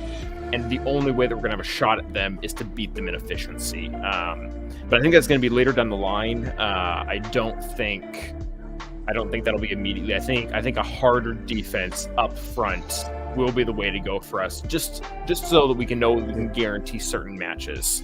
What's up, Fort Mark? Also, hey, what's up, Mort? What's up, Charles? What's up, Badger? Yeah, a lot of people. Yeah, everybody's showing up now. But yeah, I'm right there with you, though. I still want to maintain that identity of a strong defense. From Ram Bam too. Hey, what's up, Rev? I just talked to Rev. We were talking on Call of Duty. Maybe after this, Rev, I'm down to play. But I think that initial, I want to try to keep as defensive as possible. I want teams that strips, and I think that's why Qui-Gon's going to be really good. It may not be the best team on defense, but it's going to strip banners. And my mentality on my defense is going to be to strip as much banners as possible and try to be as clean as possible on offense, and which for me is kind of hard because I do make a lot of mistakes sometimes. And I don't know. I think I'm going to try to maintain that, but I really want to see how I perform with some of these higher GP players that out GL me or out completely roster me, because I'm not in that position, especially in the old GAC format. I was always usually the bigger fish in the pond. I would always have more GLs than them. Oh yeah, that's the game we both kind of played. Being the biggest fish in the pond, and now CG has said, all right, no more ponds, everything's an ocean, have at it. And let me ask you this, how do you feel about those matchups with, say, more GP, higher players? If I'm being honest, in the very beginning, it was incredibly discouraging, and I even once said, like, maybe this is what makes me quit. Because, I mean, anyone who's watched my videos or has been around the server or whatnot knows that my whole kind of thing has always been going after a top spot on the leaderboard. It's always been going 12-0. I have a win streak of 147 or something like that. And with the new way that they're setting up GAC is that everybody is going to lose. There's no way around it. I don't care how good you are. I don't care how much money you put into the game, how much time you put into the game, how much planning you put into it. The way that they're setting it up now is that everybody, at some point, a lot more often than beforehand, is going to lose. And that was really rough. Maybe for the first day, maybe for the first like 12 hours, kind of wrapping my head around that, like, I'm not going to be able to hold this position anymore. But after a while, I started thinking about it, and being good at GC now is going to have nothing to do with a win streak. It's going to have nothing to do with going 12-0. It's going to have nothing to do with a win streak of 3 months or whatever. It is going to entirely have to do with what opponents are you capable of going toe-to-toe with, even if you lose. Yeah. Even if you lose. Like, if I'm going, I don't know if this is going to be the case, but if I'm 3 Galactic Legends and I'm constantly going against guys with 5 or 6 and I'm winning half the time, that's pretty cool. That's really cool, in my opinion, to be able to go against these guys that completely outgun me in every sense. Mods, Galactic Legends, GP, time in the game, whatever, and I'm able to hold my own and lose to them by 20 banners or lose to them by 1 zone. Like that very well might be more impressive than not being beat for 147 matches or whatever.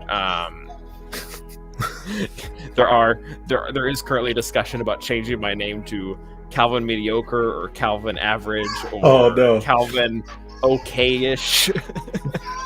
World's most okayest dad. But I really think you're still going to perform really good, and I think you're still going to have a positive record. I think you guys like Mort too in the chat, a lot of it comes down to planning, execution, manipulation of the boards, scouting too, and you guys do that. I think you guys are going to be fine. Yeah, there's going to be matchups like you said. There's ones that you just I'm going to lose. Like, gonna lose. There is no way around that. Like that is just a reality. I can't win them all now. Yeah, but I think for me myself, those are battles I want. Those are the ones that I actually crave. I like playing basketball. I'll go to the park. If I see some no offense, because I'm Mexican too, but if I see some short Mexicans, I'm not gonna go. I'm really not gonna go. I'm like, why am I gonna waste my time? Go to the park, ball these guys up. I'm not gonna learn anything. I'm just gonna win. I want guys to go in there that I'm gonna go and struggle against. I want people that I'm gonna have to really hustle down. I'm really gonna have to work, and that goes for anything. And that's why I'm really excited for this GAC matchups. I want that GP differential. I want them to be a couple million higher than me. I forgot who I was telling you this. I was like, I want all the smoke. I want to fight some of these guys. I want to fight like Wolf in the chat. I know he's way higher GP than me, but I want that. I want battles that are memorable, and at the same time, and doing the editing for Star Killer, I did like a little clip. There's the fight where he fights that monster that's ginormous. I was like the Mega Rancor or whatever. Yeah, something like that. I don't remember the actual name, but I'm pretty sure it's just like a Mega Rancor. I want fights like that. Like I want to take down those Titans. I want to put on the top of the stream. Like the biggest differential we're going against is Bull Rancor is the name of it. Yeah, keep track of that differential. I think that's going to be really, really fun. I'm excited for it.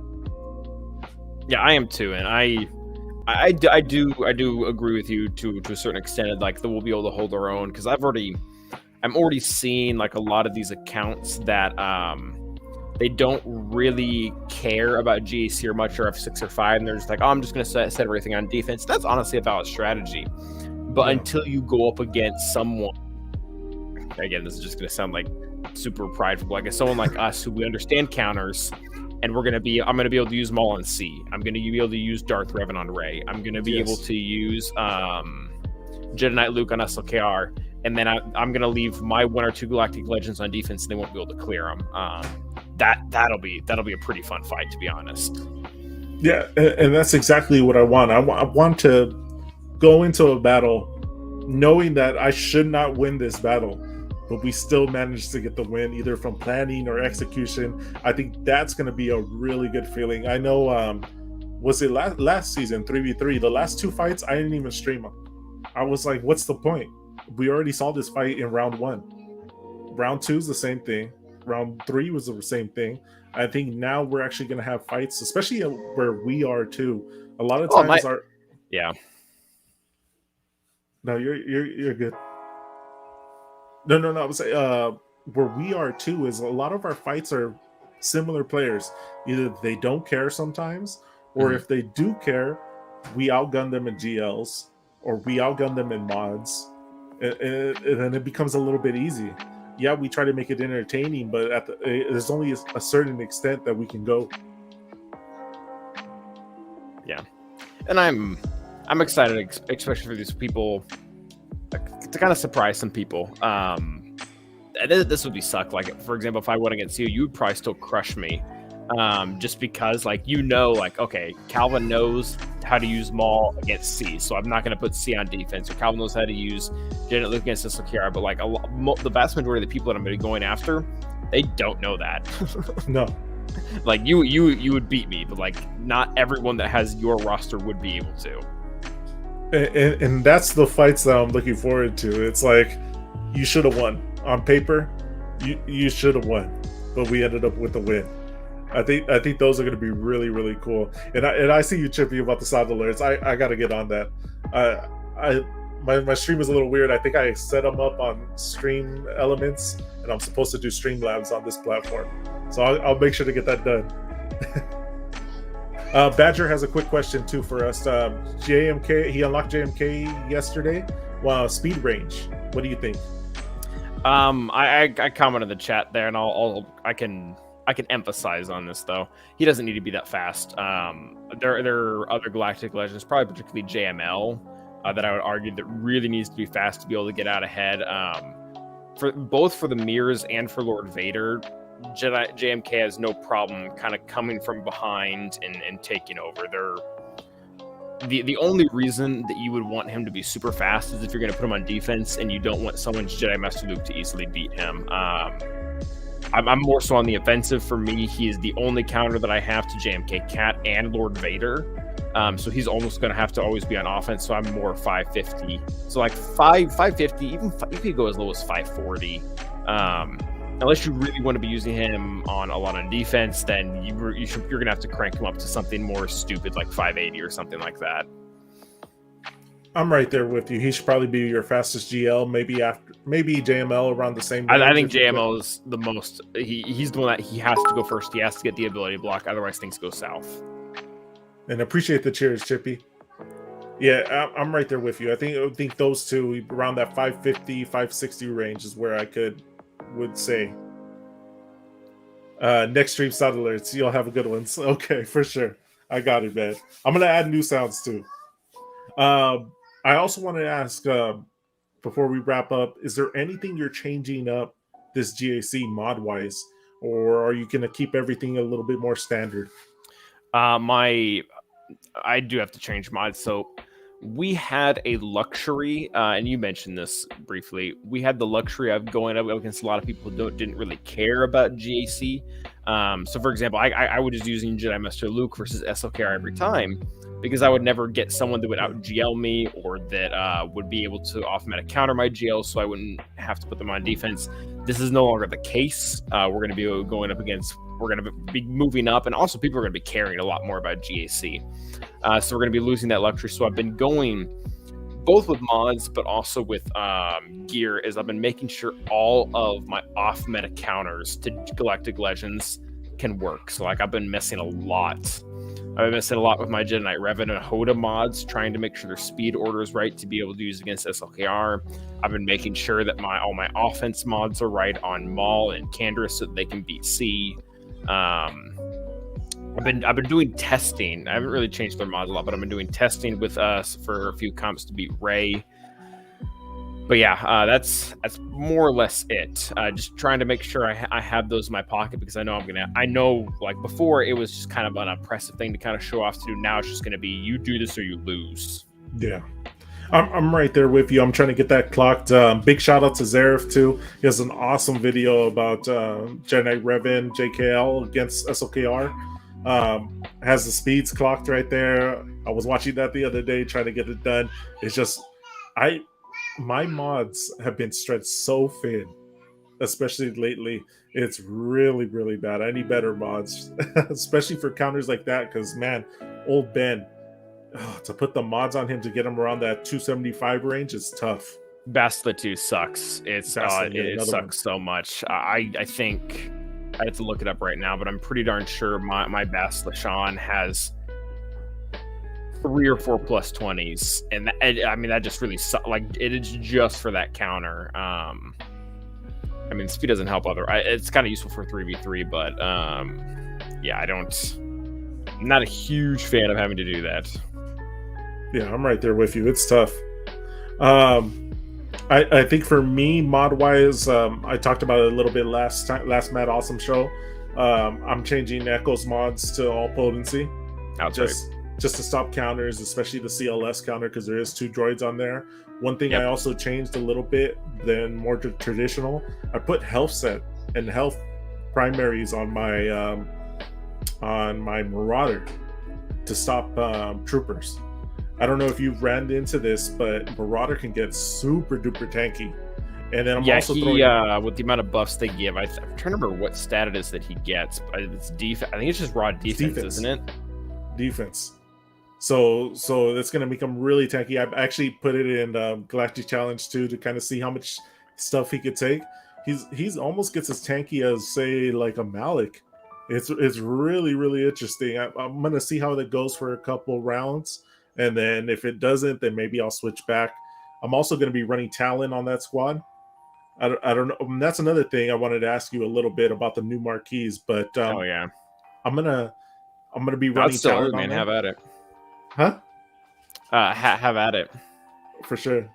But Talon on the squad for that extra 20%. I'm running a super fast Darth Revan, so he's gonna be about 354 right now, or 52. So add another 20 on that. I think that's gonna be a problematic team as well. Everything else I just kept pretty similar though. I'm just trying to round off their speeds, get them nice and tuned.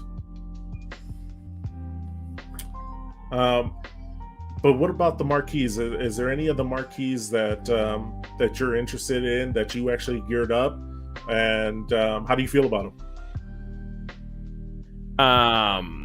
All of them are really stinking good. They are all amazing characters. I really just love what CG did here. They were really trying to balance. Really, what they did is they killed power creep with this entire release. They're going to release a Star Killer that is going to level out the GLs. And then Dark Talon, the four that they came out with, really level teams that were essentially like B- C level squads that are now really getting promoted up to closer to B+, A-. It just really, really great releases. All four of the characters. Like we can sit here and argue about which one's best, but all four of them are very, very, very, very good. Kyle Katarn, my opinion, by far the best. What he does for the Mon Mothma team just completely blows what the other three do for their factions out of the water. Being able to start a match at like 400 speed. Goodbye, Vader. Trey is going to suffer. Troopers are going to suffer. You can use it on offense now to beat some Ray comps, some DR comps. Again, just what he does for Mon Mothma, what Mon Mothma was able to do before, and what she can do now is completely different. Phenomenal character. Even though he doesn't even have a GAC Omicron, I think he is the best GAC character of these four that were released. I'm right there with you. I think it's either Kyle or Mara. Both of them are just absolute savages. But Kyle is great. I actually put him on TW. I think he's only gear 10. I slapped the Zeta on him. I got 4 holds. And then my rest of my Rebel fighters were only G12 too. So whatever. I know we weren't going against the greatest guild, but still 4 holds for a team like that with the only relic on there being Mon Mothma, that's going to be really clutch at GAC. It actually is one of those things that I'm like, okay. I even slapped relics on Kara. My scout's only 1 piece away from being relic 2. It made me want to invest into the whole team just a little bit more. I'm excited for him. Mara is another one too. I think what she does is really transforming a team to get almost a little Mon Mothma like with the EP. You start that train going and that train don't stop. The ones that struggle a little bit is Talon and Dash. Dash has a lot of flexibility. Talon has a lot of useful skills. The only thing is they kind of build her to be a damage dealer. She's more of a Bastila than anything. Dash has a lot of interesting viabilities too. I know you put the Omicron on him. I did, and I really don't regret it. I needed the team, but the biggest issue with Dash, and this is kind of sad to say, he's really great. He's actually incredibly phenomenal. The issue with him is the Smuggler team prior to Dash was like an E level team, like not even D class, like E class, like really, really bad. And he's getting there and he's making it significantly better. I just don't like. I think it's going to go from an E to a C ranked team. Like it's not as good as it really could be. I think Dark Talon, I think she is being severely underestimated. I think she's going to be very good on a number of teams. We're seeing her being used with C to beat Lord Vader. she's very likely going to stop the Jedi Knight Revan counter to Traya. I think she's a defense character, though. Out of all these, Kyle, Talon, and I think maybe just the two of them, actually. Yeah, Kyle and Talon, probably not Dash. Dash is too gimmicky. But Kyle and Talon are very much for defensive teams, and I think you're going to want to take Mara and Dash for offensive. Yeah. And I'm right there with you on Talon. Talon, she may not be the most offensive powerhouse, but I love the stuff she does with her unique. So I'm going to throw her on defense. I'm going to see how high I get her gear. It may not be high, maybe around gear 9, gear 10, but she is going to go on defense with my Darth Revan. That bonus speed is really nice. The ability to start off with stealth and then have a res on the leader too. It's a lot of nice stuff in her kit. It's just a matter of how you're going to use it. I think Dash has a lot of viability, especially with a BAM squad, especially for me. I know Wolf is in the chat. He brought up the point of having a faster IG-11 for countering CLSs. So if they do counter, they hit your BAM right off the rip, they get them stunned. Your IG-11 will go first, cleanse him with the AoE, and then you're still in a decent spot. If you have BAM going next, he goes into his Whistling Bird stance. Then Dash goes in there, hits 15 birds on him. You honestly only need him, and then the rest of them get you to 20. So he's going to be really interesting for me. I'm probably going to end up using him at 3 stars too. And then I see you, Levi. Yeah, we have a chance to be matched up. We should probably run a bot. That'll be fun. But yeah, I think both those characters are going to be interesting. My two favorites are definitely Mara and Kyle, but I think they have places too. Yeah, I do like Mara. I feel like I'm not good at theory crafting with her.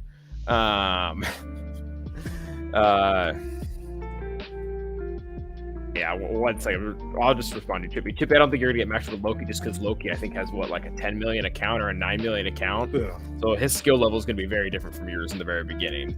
You should definitely be fine. And Loki's good too. And his mods, I don't know if you guys ever go through Loki's roster, his mods. I think it's like 120. insane. Like we were making fun of him one day on the Jedi Academy because he's like, my mods aren't that great. We're like, Loki, you have 100. This might not even be the right number, but like 124 plus 20. He's like, oh, they're not that good. I'm like, what are they, all circles? Like, what's your excuse? No, and I know for a fact that they're not circles because he's specifically talked about this. He's like, the right side is way more important. Those are the ones you want to focus on. So I know his mods definitely have to have a good balance. Yeah, his roster is gross. Oh yeah. But you asked me a question. What was it? We were talking a little bit about BAM, and some of the other. Oh, you were talking about Mara, that you don't really know how to put her in there. Oh yeah, no, I don't know how to theory craft with her because it legitimately looks like they're like, okay, what 5 things could Emperor Palpatine team use? Well, I could use a character to go first. They could use Tenacity down. They could use Stagger, and they could use Daze. And they're like, all right, let's just put it all in one character. But I just don't know what it beats that it didn't beat before. Like someone made a comment recently, like, oh, it destroys Night Sisters. I'm like, Vader and Watt destroyed Night Sisters a month ago. Like I don't like that. That's worthless to me. Like I don't care if Vader or if EP beats Geos or Night Sisters or whatever. Like that. That means nothing. I'm curious as to what EP beats now that he didn't beat before. Obviously in TW, destroyed. Yeah, exactly, Wolf. In TW, they're gonna probably just trample Gas because of her TW Omicron. But like I don't know in GAC exactly what that team beats that it didn't beat before. And this is where I think I'm bad at it because I think it does. I think it's going to beat something that it didn't beat before, and I'm just not seeing it. I can't give you a team name. But there's got to be something. It might be BAM because I know Palpatine had a shot at BAM beforehand, but it wasn't very reliable. Maybe that's the team that helps them beat. I don't know, or maybe I don't know. Maybe it's Jedi Knight Revan or something. Yeah, I agree with you, Chippy, though. Talon is going on Trey on defense. Yeah, Talon is going with Trey on defense, and it's going to be my opponent's problem. I can put Nest with DR to stop the trooper counter. I think Talon with Trey, it depends on your mods, and it depends on your gear level. If you don't have her a lot of gear level, I think maybe it might be better to throw on DR just for that initial boost. Where That's I think fair. she's going to be a little bit more exposed on a Trey team than she is going to be on a DR team. So I just think that it just depends on gear level and mods with that. But if I could, I definitely would agree with the Trey. She has a lot of synergy with them that makes it really good. But I'm right there with you about the Mara. I think because there was videos of her taking out JML. I know some people were saying that even without her, they're able to do it too. I think what she does is make that team perform a little bit easier. It hits the easy button on them because you're putting out the more buffs. Darth Vader at times sometimes struggles to get out that those dots sometimes and to keep that train going. I think with her on the squad, it makes it a little bit easier and allows you a little bit more control.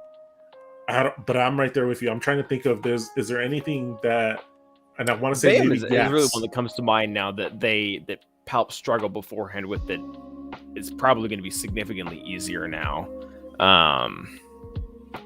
But yeah, we'll see. And it depends on the climate as well. That's one thing Wolf's kind of saying with Talon as well. Talon will negate the trooper counter unless this becomes super, super popular.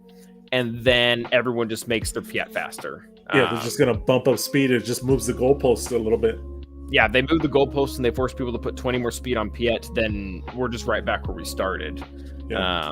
I know Solobase did a lot of testing with that. Even with Talon starting in stealth, the fact that you can kind of get the Terminator trading going with killing two characters, you can still do it just a little bit messier. So we'll see. Because I'm going to put Trey down with Talon. And what you said, they'll kill Talon, but I'm thinking of one scenario, so maybe I'm totally wrong. But let's say someone brings their Jedi Knight Revan. Well, instead of marking Trey first, they're going to have to mark Talon first. And then after they kill Talon, they're going to have to mark Trey. And then by the time they kill Trey, Nihilus should have gotten an Annihilate off. But we'll see. Yeah. But that's the thing, though, too, is if you have more gear, you have her a little more tankier, even more stars, it's going to buy them a little bit more time. But her being at 3 stars, they may just run through her real quick. It's going to be interesting. I'm going to like seeing those on defense. That first week is going to be really interesting to see what everyone's going to do. But yeah. And I'm right there with you, Levi, too. A lot of people aren't going to put JML on defense. So what are you going to take out Vader with Mara? JML on defense. Yeah, a lot of people. I mean, you'll get these guys that want to put everything on defense. They'll do it. But yeah, the vast majority of people won't do it. But I was doing some testing. It didn't work out, so maybe I shouldn't even mention it. But I was doing some testing versus Rey, and Vader has a much better shot at Rey with Mara than without, because what you can do now with Palpatine getting essentially infinite turns is you can hit Rey and leave her very, very easily do this. You can very easily leave her at exactly 60% health because he's just getting those free turns over and over and over again. And then once he's there, you can go in with the big hit with Vader. The issue is that is Vader still struggles to kill Rey from 60% health. So if I can somehow work that out and figure out a way to do it, maybe with Bastila Fallen in there, but then that gets expensive. That's too expensive for me. Yeah, I don't, because right now I was almost getting it to work with Palp, Mara, Vader, Thrawn, and I'm trying to remember who my 5th was. It wasn't anyone very good. I think it might have been Death Troop or something like that. So maybe I should splurge and try to go for something a little bit more expensive, but I think there's definitely something there. I just haven't worked out the kinks for it.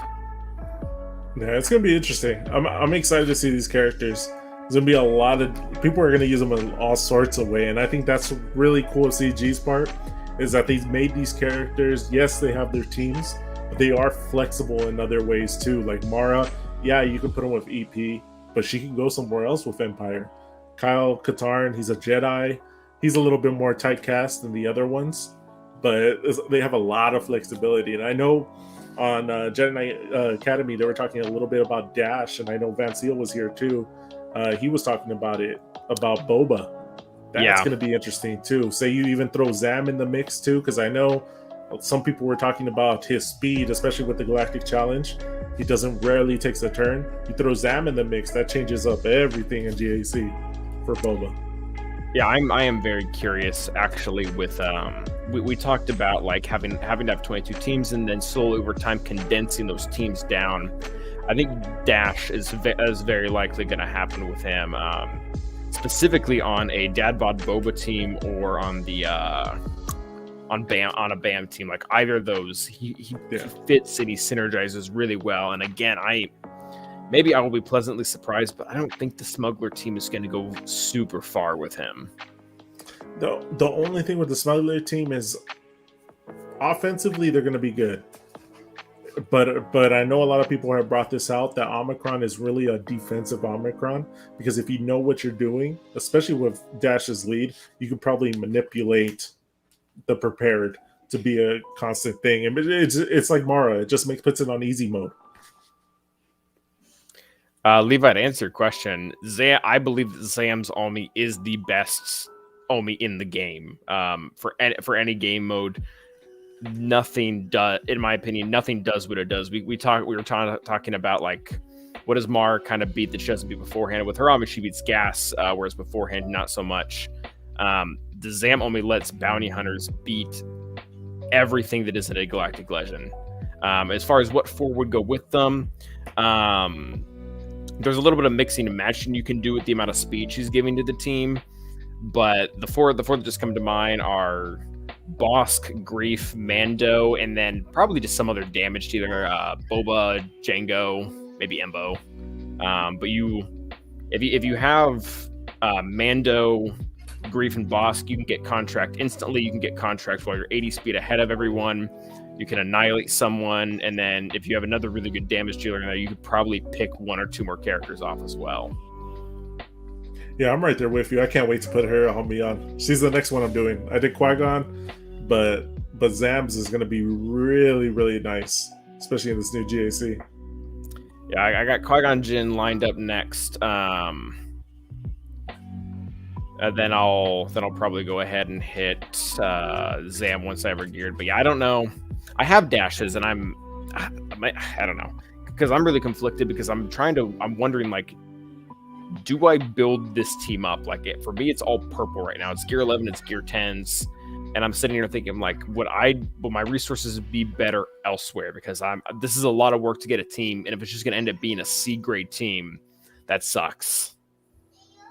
I don't know. It's just gonna depend. And I know Cubs has done a lot of testing. That's Go Cubs, not regular Cubs, of the Dash squad, and it does a lot of cool stuff too. And having that Omicron is going to be really cool, especially for Vandor Chewie. I think that's the Omicron is basically for Vandor Chewie. You're always going to be able to res, but you can res, and now you can use his big attack without the feature of losing a res. Like that is the really big thing. Yes, and I think that Ami is just for Vandor Chewie, because all his cool abilities are now just completely unlocked with that. But I don't know. It's just going to take some testing to see what they're able to take out. There is a chance that they were able to take out some decent stuff on offense. I don't know. It's just a weird one for me, especially with the other ones. I don't know how viable this is, but there's a theory out there that it can beat JMK in Grand Arena, because JMK's AI is notoriously terrible, and they're just going to keep killing everyone but Vandor Chewie, and you're going to eventually going to be. I don't know if Dash has enough offense to eventually be able to work down a JMK team though. Like that is a lot. That is a lot of survivability. I don't know. They do hit pretty hard, because Vandor Chewie hits hard. Dash doesn't he have shared stats? I think he shares stats too. I think he just gives raw stat boosts, which is the same concept. Like he gives like 20% offense, 20% max health. It's not exactly stat sharing, but it's stat boosts. There you go. Kanak says the correct obby is Chirpa. Kanak, you got to let us know how that Chirpa wood is. I think that's going to be really interesting. Yeah, I'm going to let Kanak do the test in there. I'm really skeptical because I was hoping for Chirpa for a very like specific new ability. Oh, like a Zeta would have been, like something completely out of nowhere. Like, oh, while you're in stealth, you deal true damage, or you deal 10% max health, or every time you score a critical hit, you also get, or like everyone's immune to max health damage or something like that. I don't know. I was hoping for something kind of more like that, but it's much more like, it's very arbitrary. It's like more speed and more turn meter, which is good. But I don't know if they kill anything they didn't before. Like, I don't know if that really moves the bar. Like, I asked Kanak what is the easiest solution to his Relic 8 Murder Bears, and he's like, oh, just throw Padme against them. Like, I don't think this makes them, like, Padme is not really a team people use anymore, but, like, I don't think this makes them beat Padme. So, like, yeah, it comes down to a question, and Kanak, you can comment more in the chat what you think about this, but what did they beat now they didn't beat before? Yeah, it's going to be interesting. And I'm with Van Seal, too. Van Seal says he already has a home for Vandor and L3. I don't have Vandor, but he's always been on my wish list. But I have a home for L3. I love L3 with Rey. She's perfect in there. And I got a Relic up Zalbar, too. I throw him in the mix, too. And those two do some work with Rey. They allow her to do what she does and at the same time protect her. Yeah, but it should be good. Well, I can give L3, and I can.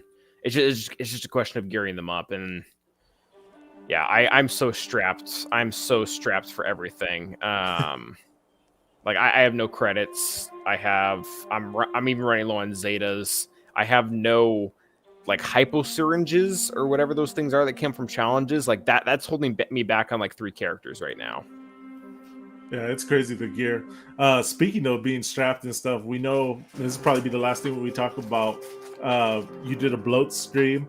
What is the stuff that you, even after the bloat stream or prior to the bloat stream, that you kind of blew up during these this off season or extended off season? And appreciate the follow from Tom Ford.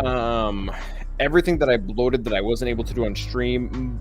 The most of the stuff that I bloated that was off stream is just a lot of Omegas, a lot of random abilities, and a lot of mods. Nothing really super noteworthy. And some of it wasn't really bloat necessarily. Like the most recent thing I did was I took Sidious up to R7 and gave him a Zeta. But arguably, I mean that was for C. That's not me trying to get bigger GP. It's just a lot of Omegas. I don't think I've put on any relic levels that weren't for C since that post. Yeah, mostly just C stuff, and then just like I've been giving everyone their Omegas and other abilities, like so many Omegas. I think during the stream I had 1,100. I think now I have 600. I've put on probably around 100 Omega abilities. I got to start going through that on myself. I did a lot during this off season. I got some new teams. I got some new shiny toys to play with in this next GAC. I actually wrote down a list. Let me pull that mess up. But let's see. All right, so I got Maul Canderous. I'm gonna have available for me this GAC. I'm excited for that because that's the Maul team. Armor's so good, man. Such a good team. I'm excited for that because that's going to give me a lot of flexibility on offense. I almost see it as another trooper squad where my troopers, I can keep them flexible. They can kill pretty much anything I see on the board. Maul's going to be around that same vein as them. Yeah, he's on the same. He's like, you have your Galactic Legends are here, and then you drop down from Galactic Legends and you get these squads like Troopers, CLS, Gas. He's right with them. He beats so much stuff. Yeah, it's going to be great for my offense with that.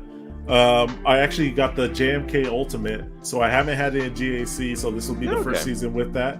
That's going to be cool. I put the Zeta on his basic, too.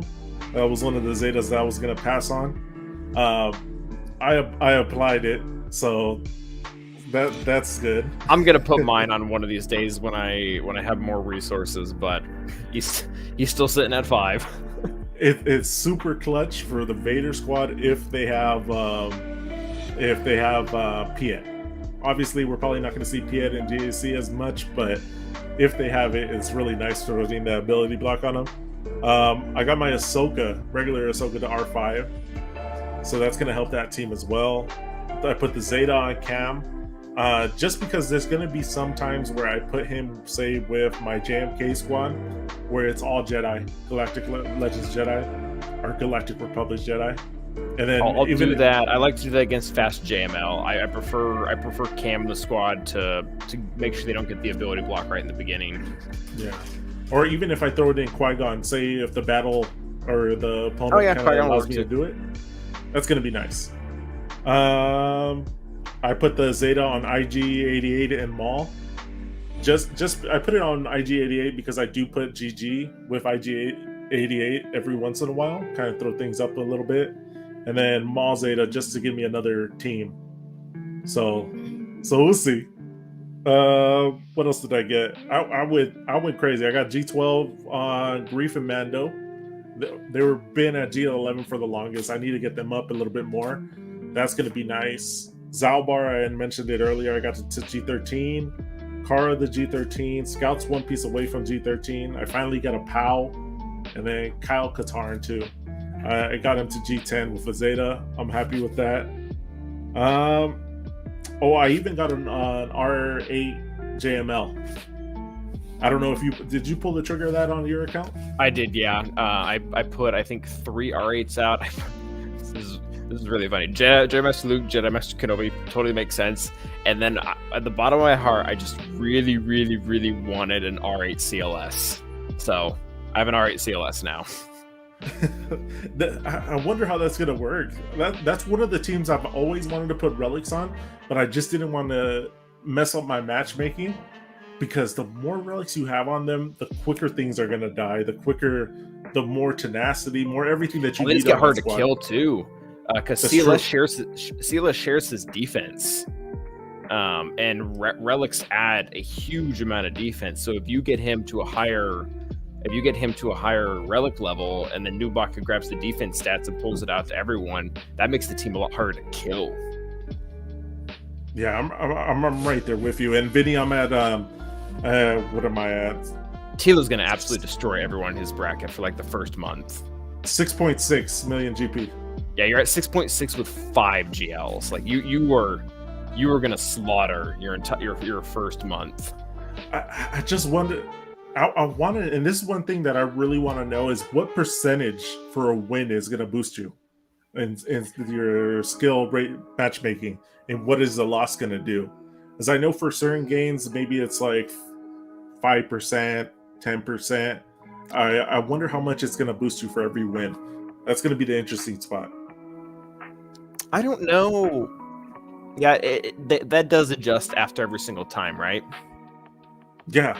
It should. I think it's by round, the way they have it set up.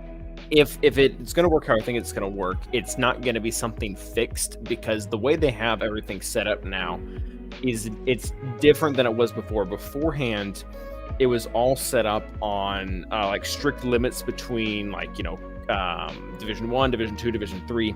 Now everything's by population. What I mean by that is, how much you're going to move is not just dependent on where your win-loss record is in those 3 matches, but also everyone in the entire game, because who's going to move up is going to be the top 10%, and who's going to move down is the bottom 10%. Those percentages aren't just how well you do, it's how poorly Joe does, it's how good Mary does, etc. It's So I don't know. I don't think it's going to be a fixed formula, because it's not dependent on just what you do. It's dependent on what every single other person does that makes the move. Yeah, and that's the interesting spot, because Wolf brings out a good point. It's going to just depend on win-loss rate too, with the skilled matchmaking. I know that's basically what you were saying too. But I want to know if that say you get your pod, your skill rate is whatever it's going to be. does your skill rate like go higher after that pod is done, after that week, or do you have It's supposed to to wait be, for the next season? that was, I believe that was explained. Your ranking, your skill will change by the end of every week, and then at the end of every month, they shuffle people down or they shuffle people up, depending on the leagues. And then when your skill rating goes up with the next pod, are you going to be matched up with people that only won with that skill rating, or is it losses in taking into consideration? It's just going to be skill rating. So let's say there's Okay. some dude with 6 GLs and he loses all 3 of his matches and his skill rate plummets. And let's say you're a guy with That's 5 true. GLs and Yeah. you won all 3 of your rounds. You could match up with him, or you could match up with a guy that also has 5 Galactic Legends that also went 3. And I use Galactic Legends, but it's really just GP. But yeah, I don't think you can change division mid-season, but can't change leagues until the end of the season. Okay, that makes sense. All right. Yeah, it's going to be interesting. I want to see how it goes. And Vinny threw out a question right there. Will Star Killer be basically a GL or a gas level character? He's going to be baby GL. He's going to be... yeah. Expect him to be a GL killer, but do not expect him to be stupid proof. yeah. I'm guessing for as complicated as this kit is going to be very similar to BAM in the sense that you have to have the right comp, you have to have the right mods, you have to have the right relic level, and you'll able to beat 3 or 4 different GLs. From the way his kit looks, you're not just going to be able to unlock him and in and just beat whatever you want. He does not look like that type of character. I'm calling it now. Some big YouTuber is going to take Starkiller versus Darth Revan or Gas and lose and just label him as garbage. Guarantee it. It's going to happen. I kind of hope he does too. Just because, like BAM, I love that BAM had a bad rep for the longest time.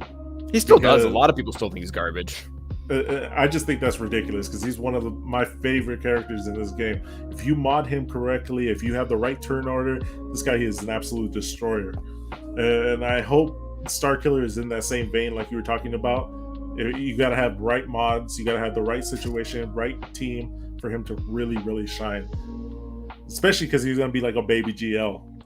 It's not like the other GLs where you could just throw whatever you want and it works.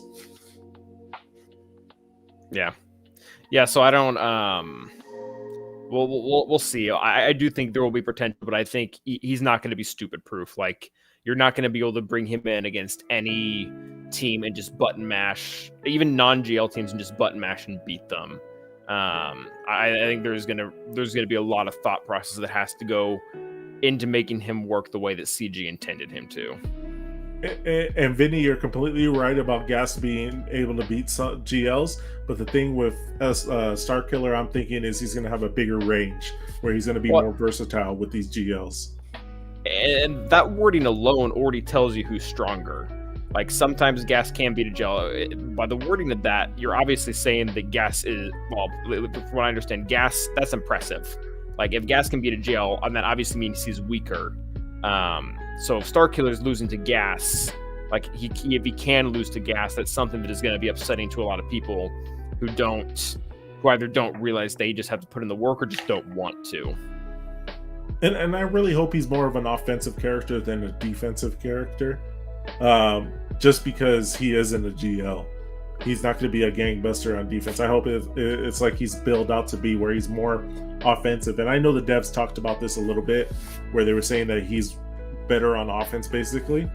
So hopefully it gives them more room to play with kits and to make characters that maybe aren't GL worthy but are notable enough to where they're supposed to be really, really good. Say if they want to do a Jabba, for instance, they give him the same treatment as Starkiller, where they don't want to make him a Galactic Legend, but at the same time he has the same respect as some of these other characters around the Starkiller range. I do agree. I agree with Wolf. It would be an insult to put Starkiller on defense with those animations. They are I mean, his pulling the Star Destroyer to the sky. I don't think there's a Galactic Legend Ultimate that looks cooler than that. No. Like I really don't. Like none of them none of them look that cool at all. That is so freaking cool.